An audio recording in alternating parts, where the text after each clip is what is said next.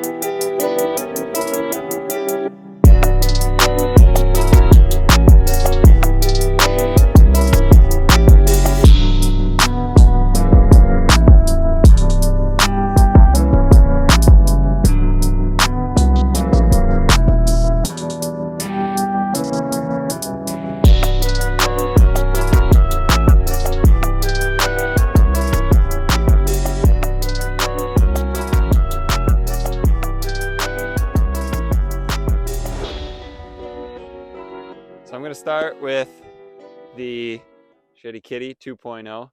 I'm tossing around the idea of calling it the High Kitty because it's a 141 Shitty Kitty.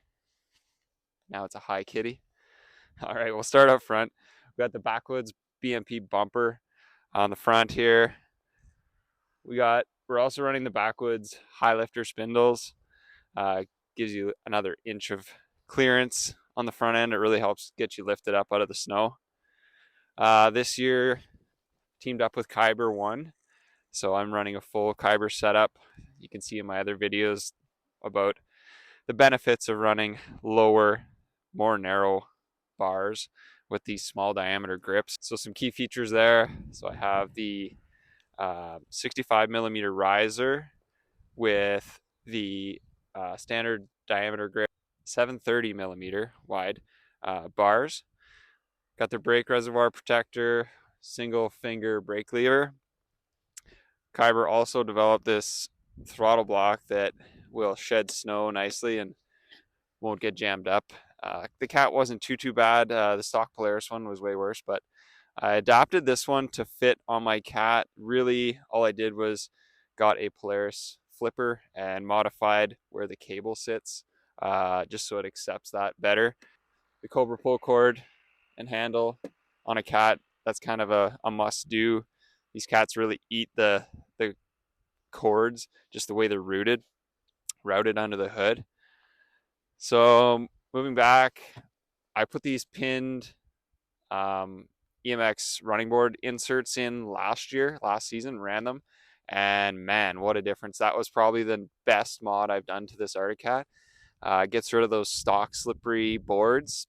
You basically cut out all the guts, throw these inserts in, and they're awesome at shedding snow. Good grip, love them. This year I decided I wanted a short track, so I ditched the 154 Alpha and we went with this Ice Age 141 skid. Basically just Ice Age rails and a twin rail skid setup that I picked up used.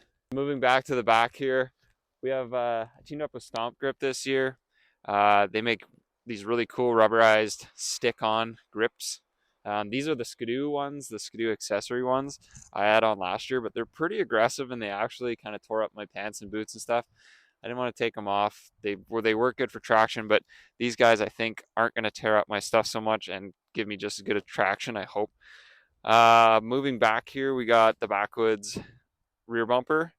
Now, this is kind of custom because with the 141 skid in here, I did a tunnel chop. I don't even remember now how much I have chopped off because I had chopped it when I had the Alpha set up in it, but I chopped it some more. So I didn't go too aggressive.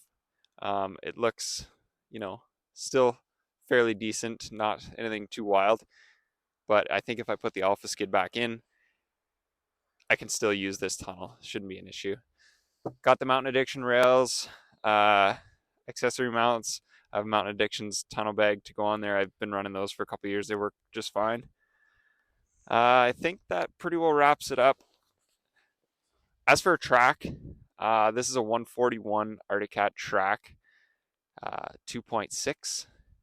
So the only mods I did with the track setup is I've been told by many people that these little fingers that were on the track here, I cut them all off. Left the big paddles, cut off the little fingers. It sheds some weight and it opens up this paddles a little better for the deep snow, maybe not so great on the trails. So if you're doing like a crossover build with a 141, you can maybe leave those fingers on, but this thing's never going to see a trail other than on the way up the mountain, and then it's going to be in the deep snow. So I want the best deep snow performance I can. So that's why I went with this 141 cat track and modified it. Under the hood here, we got a Bikeman Performance full velocity muffler. This is their quieter muffler, still sheds some weight, still makes some power. I move my muff pot up here, get a little hotter because this muffler doesn't get really that hot. All I did this year really under the hood was some maintenance stuff, cleaned up some clutching, stuff like that. And then I did some V-Force reeds, carbon reeds, just because the stock ones were due to be changed. So there you have it. There's my 2019 Shitty Kitty, or Hi Kitty, as I'm going to call it this year. There's a lot of cat fans out there. I see your comments. I'm still a cat fan, guys. Uh, let's represent cat. We're going to rip this thing in the BC backcountry this year. So cat fans, unite. There goes our brapper right now. Fellow brapper. Thanks, brother.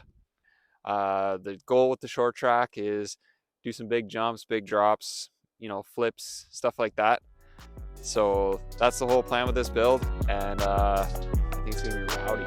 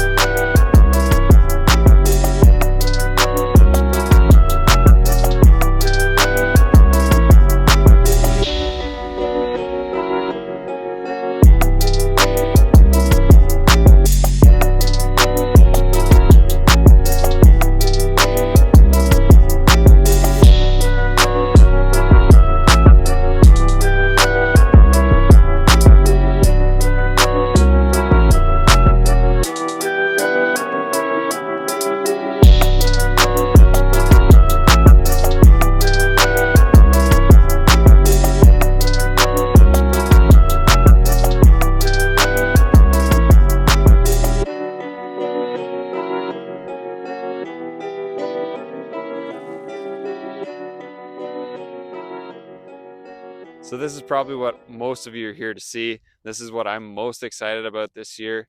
This is a 2022 Polaris Boost 155 Chaos. So to start this build out, let's start up front. Backwoods BMP front bumper. They're probably the strongest in the game. Got Fox Air Shocks, the Brant edition. These are from BWC Power Sports. They're in Alberta. It's awesome because being a Canadian company, you don't get jammed up at the border with border fees or import fees. The sick wrap was done by Poire.Wraps, Jessie P. She killed it again. I kind of let her run with this one. She came up with this full design. I gave her some color ideas, and this is the product, and I love it. It looks great. Moving back here, I got this one with the 7S. That's exactly what I wanted. This is a game changer for me. To be able to ride with other guys on Polaris and track each other, that is just absolutely phenomenal. It works so good, and I'm excited to use it this year. Here we have the Kyber One 710 millimeter small diameter grip with their direct mount riser. This is in that teal color. The teal looks so good. Got their single finger brake lever, of course, and their throttle block with the Polaris flipper, of course. Works super good, I'm sure. Should shed the snow really nicely. I will report back about that, give you guys some good feedback on this whole setup. I'm excited to try these grips. They seem really grippy, not too hard, not too soft. They should work good. Moving back here, didn't do a ton. I got the seat cover from Seco Seat Covers. We're not working together, but I wanted to try it out. The seat that was on here was had an orange strip back here, so I wanted to get rid of that. So trying out their seat cover this year. The sled came with this small Barant bag, so I'm gonna give it a go. It's not very big, but hopefully I can jam most of my stuff in there. I also fitted in an underhood storage bag from an Axis. Had to do a little bit of modifying to get it to fit, but at least I can put some spare stuff in there, some tools, my belts and stuff like that. Moving back here, we got the stomp grip again. This is the clear stuff, so I was able to put it right over top of my wrap. You can still see the wrap in behind. Like I said, with the Cat, it's kind of a more rubbery, so it's got a little bit of give to it, but it's going to provide wicked grip. So I put one up here on the tank. That's what's nice about the Polaris. There's room for it up here on the tank. That should be able to grip with my legs and my knees a little bit. And then as well as down on the tunnel, 2 sets, black set, clear set. I wanted to show off the Oxbow logo here because I'm working with them this year, running their Renegade radio and their headlamp. So we're going to try them. Moving back here, we have the 155 backwoods BMP slash bumper. You can get all kinds of cool colors. So this is that titanium gray. And I think it looks good with all these different colors. So love their bumpers. So when I picked up the sled, it had the Series 8 2.75 track on it. And it actually had a little rip. So I knew that going into it. So I had planned ahead. We got this composite M700. That's a 2.75 with a 3.5-inch pitch. It's pretty aggressive. When I actually measured the paddles, this is a true 2.75 inches, where the 2.75 Series 8 Polaris track was closer to a 2.66 when I measured it on a measuring tape. So true 2.75, and apparently they're tougher. It weighs a little more, yes, but you got to compromise a little bit. Give a little, get a little. In this skid, I put in the backwoods full rail brace here. It looks very stout. I have no doubt. I've had great luck with rail braces in the past.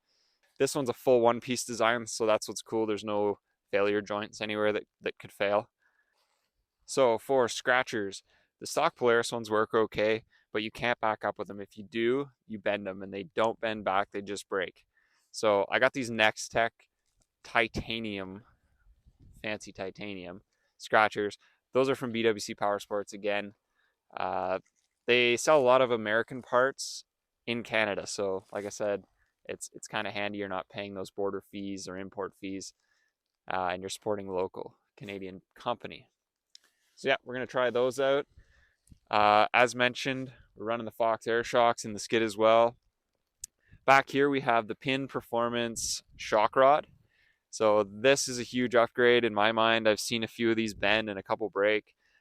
Cody, my riding buddy, broke one last year, and it really ruins the day for you. So it's a simple upgrade. It's just a massive billet aluminum shaft instead of the little wee steel rod that's in there. So it's a big upgrade. Almost forgot about these. So this is the backwoods high lifter spindle. Again, I matched them in that titanium gray. Lifts your sled up out of the snow about another inch. So again, gives you that better clearance. I paired this with some Infinity ski rubbers from BWC Power Sports as well. I ran them last year. They held up really good. So I'm excited to try them again this year. And we're experimenting with some prototype ski rubbers as well. So stay tuned for those. But you can still go to their website and get these ones. So now we get to talk about the really fun stuff. So in here I got the Bikeman Stage 2 clutching. In one of my previous videos, I mentioned it was Stage 1. I didn't realize that a Stage 2 actually includes your helix, where a Stage 1 does not. So yeah, we got the Cyclone clutch cover, the Sniper adjustable weights, which will be great to pair with the tuning that we're going to do. I'm going to do tuning with the Torque Link. Run the Bikeman tunes. There's a couple different ones, 10 horsepower, 20 horsepower. So right now, I'm just going to leave it stock. I want to try it out with this clutching, make sure everything's running good before we throw any tunes at it. But yeah, I'm going to make some videos specifically about the tuning, what you need to do, and what you're going to see as far as gains between the different tunes. So to finish out the Bikeman Performance kit, we got the Bikeman pipe on here. Pretty easy to install actually, and the stainless is so killer. Shed some weight, make some more power, and that's gonna round out the whole bike.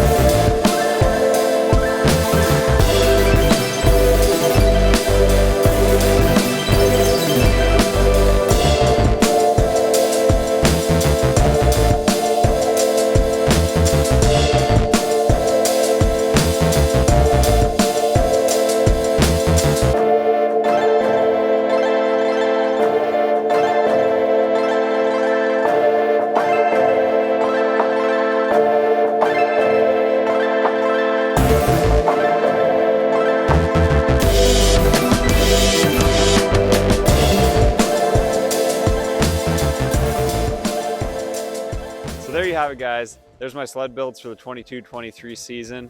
I can't wait to bring you guys some riding videos and show you what both these sleds can do. So your next video you see from me will be a riding video. We're gonna be in BC, so I am loading up today to head west, and I can't wait. I gotta get these sleds on the deck. Let's go.